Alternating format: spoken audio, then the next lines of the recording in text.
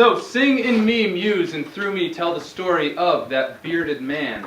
The man they say was tall as buildings, who traveled deep into the streets of Worcester at daybreak, whose shoulders were weighed down by the heavy loads of students' thoughts, his enormous bags overflowing with their scholarly volumes, soon to fill the shelves of the world's libraries, finding new homes alongside Homer, Shakespeare, and Poe, all thanks to him.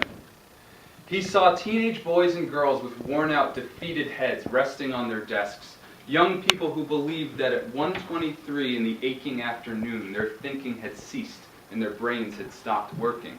He saw into the yawning depths of his students' skulls and mined from them their full potential, their full and soaring potential. Through his eloquence and mastery with words, he lifted their necks and opened their eyes. He helped them believe that they too might stand tall as buildings, and that with language they too would transform the very earth on which they stood.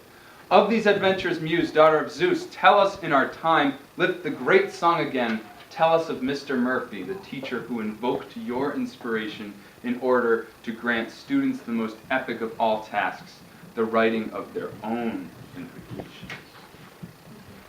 Guys, take 30 seconds to read this invocation about a wonderful, wonderful man.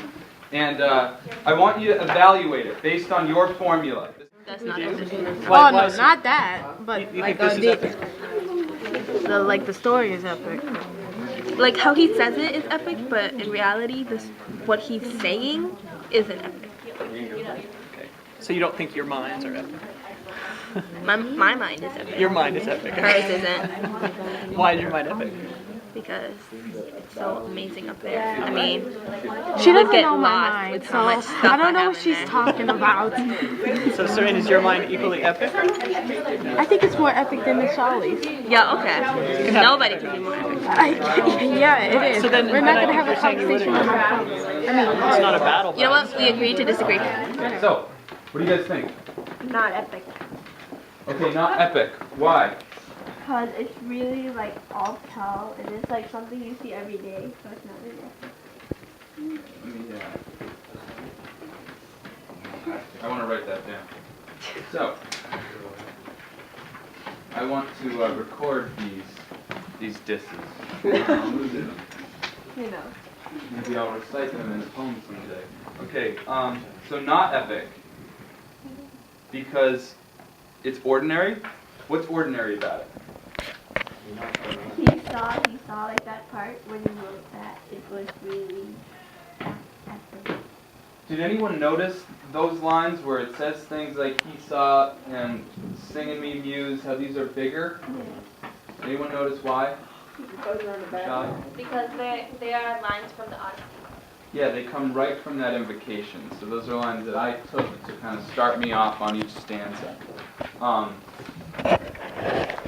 So if you don't find those epic, then we're going to have to try to find the Odyssey epic somehow. I don't know. Let's see. Okay, other things. Kwaku. I think I like the sense of the use of diction. The use of diction brought the epic part of it out. Okay. Because that really brought a... What's diction? Okay. So like when you said, he saw into the yawning depths of his students' skulls and mined from them their full and soaring potential through the eloquence and mastery with words. He lifted their necks and opened their eyes. That like brought it up a whole nother level, and it made it like a better feel. It made it feel like it was really supposed to be an epic poem. So it was a great job at that. I think there should be a real big like struggle. Like that's the only thing I felt wasn't there. Okay, so It's like an odyssey. You know, you have the kids, they're restless, their head are down. You know, you need a villain. okay, so there needs to be an enemy.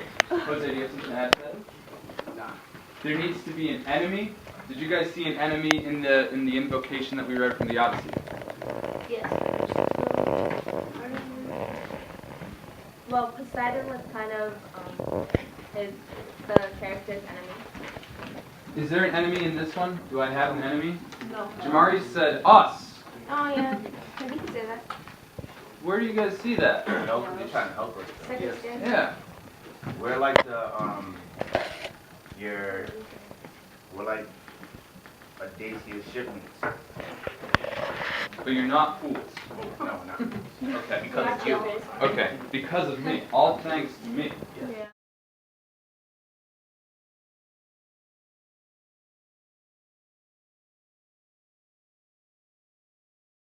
Is this supposed to be an enemy? I did not write this with the intention of there being an enemy in here, because I kind of overlooked, when I was looking at the invocation, I overlooked the whole Poseidon thing, and then the other class brought my attention to that, and they identified an enemy in this invocation, which I thought was really interesting. Say that louder. Yeah. Exhaustion. I'm battling this exhaustion through these words and through language and through reading and writing and trying to get the heads off the desks. And, you know, I didn't even notice that until someone in the last class said that. The enemy is exhaustion. So we're fighting that. We're fighting, you know, sleep, exactly.